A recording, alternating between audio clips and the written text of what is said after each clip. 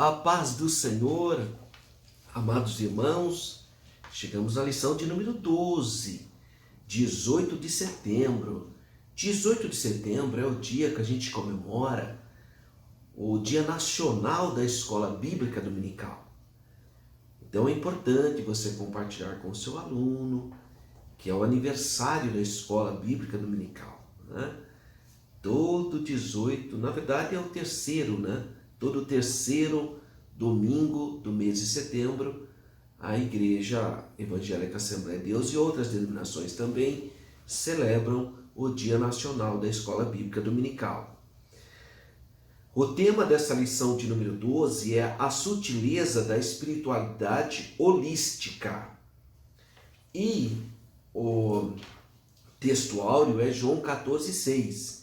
Disse-lhe Jesus: Eu sou o caminho, a verdade e a vida. Ninguém vem ao Pai senão por mim. E a nossa verdade prática fala que qualquer tipo de espiritualidade que não seja centralizada em Cristo deve ser considerada falsa e, portanto, rejeitada. A leitura bíblica em classe está no Evangelho de João, capítulo 14, versículos 4 a 6, onde está inserido o nosso texto áureo, que é João 14, 6. Bem, vamos pensar um pouco sobre esse texto áureo de João 14, 6. O contexto dessa declaração, você tem que voltar um pouquinho, você tem que ir lá para o capítulo 13, né? E você vê que Jesus está falando que vai enviar um outro Consolador, mas que vai voltar para o Pai. E essa declaração do Senhor Jesus, obviamente, vai trazer uma certa insegurança para os discípulos. E a gente constata isso mesmo no capítulo 13. Aquele grupo de discípulos era um grupo pequeno, né? Um grupinho pequeno, que eles estavam próximo dele, e eles sabiam que as adversidades eram muito grandes. Por isso que gera ansiedade, desconforto, né? E o Senhor Jesus estava prestes então a deixar o mundo. Ele já tinha dito isso: eu volto para o meu Pai, né? Também profetizou que o traidor estaria próximo, né? Então, não é tão simples, né? Você se sente naquela pressão, né? Do momento. E esses discípulos estavam vivenciando esse momento. Sabia que estava aproximando o fim e que eles iam sofrer, né? As perseguições daquele mundo. É nesse contexto, então, que em João 14 o Senhor Jesus faz essa extraordinária revelação. Essa declaração de Jesus é o que nós chamamos de verdade absoluta, tá? Ele disse: eu sou o caminho, eu sou a verdade, eu sou a vida. Então, artigo bem definido, né? E ele fecha dizendo: ninguém vem ao Pai, porque ninguém chega ao Pai se não for através do Filho, o Senhor Jesus. Então, essa declaração, ela é uma verdade absoluta. Não é uma relativa, ele é um caminho. Não, ele é o caminho, né? E também essa declaração é totalmente exclusivista, né? Porque ela exclui outras possibilidades. Aquela história de que todo rio deságua no mesmo mar, ou seja, todas as religiões davam a Deus. Essa declaração do Senhor Jesus desconstrói essas ideias filosóficas. E terceiro, com essa declaração, Jesus deixa claro que não existe nenhuma outra forma do homem se salvar. Não há nenhum outro meio de salvação. Fechou-se todas as outras possibilidades e pensamentos, religiosidades e expressões humanas. Então, Jesus é o caminho para o Pai. Por quê? Porque ele revela o Pai aos homens, ele conduz os homens ao Pai.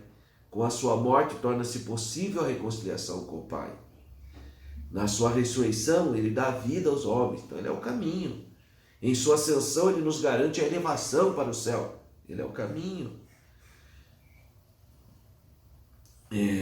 Então, podemos declarar que Jesus é o caminho para o céu. Ele é o caminho para o novo nascimento. Ele é o caminho para o crescimento espiritual. Mas ele também declara que é a verdade. Ele é a verdade porque ele é a perfeita revelação do Pai. E sendo assim, ele é a verdade porque ele é o verbo que se fez carne. Por isso, no credo doutrinário, ou na declaração de fé, a gente fala, né? Deus de Deus, vida da vida, a palavra da palavra, verdade da verdade. Né? Então ela é a verdade ética do homem, é a verdade em oposição à falsa religião, é a verdade porque possui a essência de Deus. E a terceira, a declaração, eu sou a vida, porque ele é eterno. Ninguém pode dar vida eterna se não for eterno. Se nós não fôssemos eternos, se Jesus não fosse eterno, ele não poderia dar vida eterna. Né? Ele possui a vida em si mesmo, ele fala. E com a sua encarnação ele veio compartilhar da vida. Jesus transmite a verdadeira vida, a vida real. Jesus é o presente, o futuro, o passado, Jesus é tudo, né? E ele fecha a ideia dizendo, ninguém vem ao Pai, ou ninguém chega ao Pai, senão por mim. Aí mostra a exclusividade de Jesus, né? Jesus, o único mediador entre Deus e os homens, o único nome que podemos ser salvos, o único nome que podemos fazer maravilhas, é no nome de Jesus, o único nome que nos dá vida, no nome de Jesus a vida. Então essa declaração do Senhor Jesus, de João 14, 6, eu sou o caminho, a verdade e a vida, ninguém vê ao Pai senão por mim, é uma verdade plena, independentemente dos homens crerem ou não. Ah, mas eu não acredito. Mas independe. Ele é uma verdade absoluta, independentemente do homem exercer fé ou não. Mas se exercer fé nele, ele restaura, transformando esse ser humano em uma nova criatura. Graças a Deus. Então, a pré-aula que eu quero compartilhar com você, dessa lição de número 12, já que ele está falando de sutilezas da espiritualidade holística, o primeiro tópico já nos chama atenção, que o primeiro tópico fala o fenômeno religioso. Eu fiz, o meu mestrado foi Ciências da Religião, Universidade de Mackenzie. E se percebe hoje que nas maiores universidades, os professores, mesmo os chamados ateus, respeitam o fenômeno religioso. Ou seja, o fenômeno religioso que antigamente era encarado como misticismo, como algo negativo, algo fantasioso, hoje os historiadores, arqueólogos, sociólogos, antropólogos, psicólogos, todos enxergam o fenômeno religioso de maneira muito diferente. Tá? Hoje o fenômeno religioso ganhou status, né? Então ele põe aqui a primeira, a busca do sagrado, né? É o primeiro tópico que ele põe aqui. Jesus sabia das necessidades mais profundas do ser humano. E não é à toa que ele faz essa declaração tão contundente, né? Tão forte, de João 14, 6. Jesus sabia e sabe que o homem carece de Deus, ele precisa de Deus. E você percebe que na história da humanidade sempre houve manifestações humanas em relação a Deus. A busca-te por Deus, né? Então isso você vê que parece que é uma eterna busca do homem em busca do seu Criador, do doador da vida. Então o fenômeno religioso é algo que está presente desde a aurora do gênero humano, desde o início. Você vê o homem com esse sentimento. Quando ele não tem a oportunidade de conhecer o Deus verdadeiro, ele faz ídolos. Ou crê em suas crenças animistas. Mas por que ele faz isso? Porque existe um pavio dentro de cada homem, como diz o Salmo 43, se não me foge a memória, né? O salmista ele vai fazer uma expressão poética muito linda. Olha só a fala aqui do salmista. Ele diz assim: É o 42, não é o 43 não. Salmo 42, ele diz assim: como servo brema pelas correntes das águas, assim suspira minha alma por ti, ó Deus. A minha alma tem sede de Deus, do Deus vivo. Quando entrarei e me apresentarei ante a face de Deus? Então, esse é um sentimento expresso que percorre a história da humanidade, sempre, em todo momento. O homem com sede de Deus. E aí, nessa sede, então é a hora que ele vai buscar objeto de adoração. Se ele não tiver a revelação de Deus verdadeira, ele fará objetos de idolatria. E o apóstolo Paulo percebeu isso quando chegou em Atenas, que não era a capital da Grécia naquele momento. Na época de Paulo, a província da Acaia, que é a atual Grécia, tinha por capital a cidade de Corinto. Hoje é Atenas, a capital da Grécia. E ele chegando em Atenas, está registrado em Atos 17:16. Enquanto Paulo os esperava em Atenas, o seu espírito se comovia em si mesmo, vendo a cidade tão entregue à idolatria. Mas por que os gregos criaram deuses? Sede de Deus.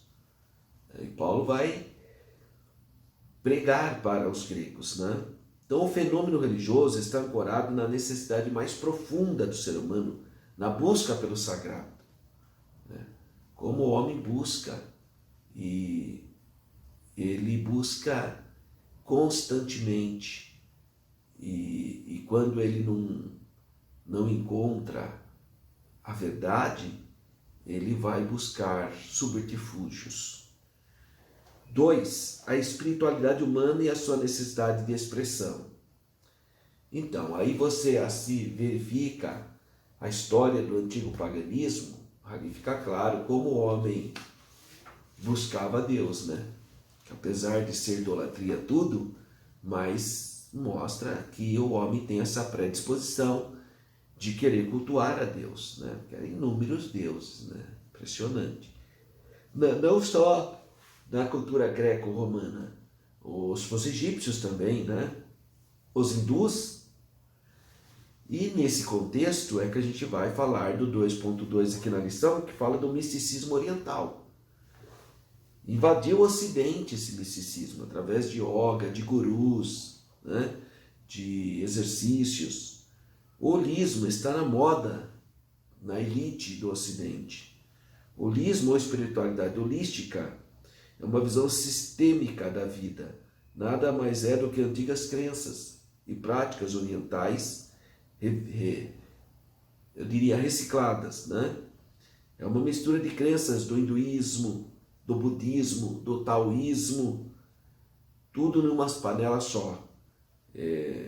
Não há dúvidas que são ensinos ou de filósofos, ou de homens, ou de demônio mesmo, né? E o resumo do tópico 2 diz que o antigo paganismo e o misticismo oriental revela a necessidade da expressão da espiritualidade humana. Então, o Ocidente foi bombardeado, né, por esses pseudos pensadores, filósofos, que trouxeram então uma série de novas crenças ligadas a essas sociedades pagãs, especialmente o yoga, a acupuntura e outros tipos de elementos. Você pode até fazer exercícios que são bons, saudáveis para o seu corpo, mas sem a necessidade de querer participar dessas crenças hindus, taoísta ou mesmo budista, né? E esse misticismo impregnou no Ocidente. Impressionante como que muitas pessoas desprezaram a sua cultura, a sua fé cristã e deram lugar a esse tipo de coisa, que são movimentos que mexem com o corpo e com a espiritualidade, né? Mas que tem um forte teor de espíritos, né? Que invoca espíritos, espíritos ancestrais, espíritos do antepassado, é uma coisa muito complicada. E 3, fundamento da espiritualidade holística. Onde que está? Para começar, a espiritualidade holística, ela não tem um Deus como uma pessoa, como no cristianismo, né? No judaísmo, que a gente vê Deus como uma pessoa, né? Eles não percebem isso. Então, por isso que muitos apelidaram o budismo de uma religião ateia, porque eles não creem em um Deus pessoal como a gente crê. Então, para eles, o divino e o humano é uma coisa só. Não há um Deus pessoal que os revelou na Bíblia, nem tampouco um Salvador. O Deus dele não passa de uma energia. Por isso que eles ficam buscando energia, vamos fazer energia, aquela coisa de energia. Ainda para os adeptos dessas crenças, Jesus, Alá, Javé, Buda, Shiva, Xamã são nomes diferentes da mesma divindade na percepção deles. É uma heresia ecumênica, né? 3.2. Não há uma verdade factual. Esse é o problema. Essas religiões orientais, elas minimizam a realidade, dizendo que não existe uma verdade absoluta e que a verdade é relativa. Então eles pregam, eles trabalham essa temática. Então vamos para o resuminho do tópico 3. A ausência de um Deus pessoal e a ausência de uma verdade absoluta são os fundamentos da espiritualidade holística. E o que essa espiritualidade tem a ver com a Bíblia?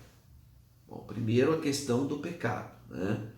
O holismo comete um erro crasso e fatal. Esquece o problema central do homem, que é o pecado. Ele chega a negar o pecado.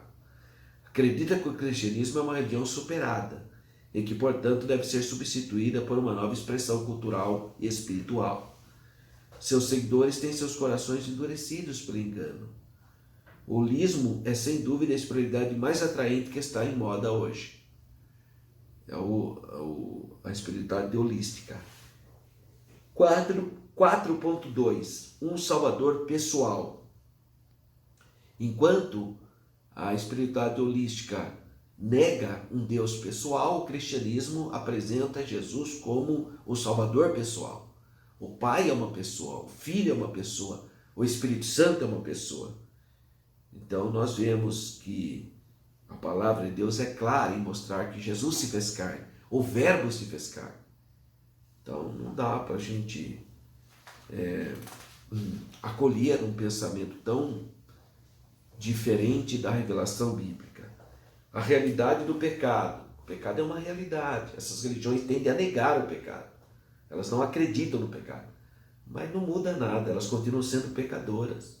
Elas têm uma consciência, né? Então a realidade do pecado e a perspectiva de um Salvador pessoal mostram a fraqueza da espiritualidade holística, que não tem isso. É pela própria disciplina, esforço humano é que o homem desenvolve seus potenciais. Isso é possível? É, mas não tem nada a ver com salvação, com obra de redenção, né? Assim, nossa forma de expressão religiosa é possível entrar em contato com as forças da natureza, com as energias cósmicas do universo, conhecê-las e até mesmo domesticá-las. Contudo, Cristo é a revelação máxima de Deus. Ela fez parte dessa... Cristo é a revelação máxima de Deus. Não fez parte dessa nova espiritualidade, né? E negar Cristo é perder a salvação. E a espiritualidade holística nega a Cristo. Tá? Então não dá, né? É uma coisa assim que vai completamente contra as coisas de Deus. Eles apresentam uma série de coisas, tem uma certa lógica, mas não tem o principal, que é o Salvador, Jesus Cristo, nosso Senhor. Aí vai querer de todos os meios justificar esse ato, porque a espiritualidade holística, ela nega o pecado original e nega o Salvador pessoal. Então nós dizemos claramente que se trata de uma espiritualidade muito distante da espiritualidade da Bíblia.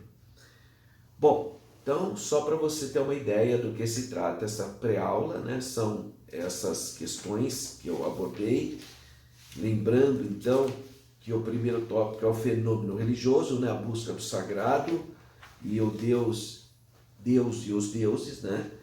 3, a estrutura humana, a espiritualidade humana e sua necessidade de expressão. Aí vem, então, para expressar o paganismo e o misticismo oriental. 3, o fundamento da espiritualidade holística. Aí vem a questão, não acreditam na pessoalidade de Deus e não há uma verdade absoluta. Então é importante nós entendermos. Então eles negam o pecado e negam Deus, a pessoa de Deus.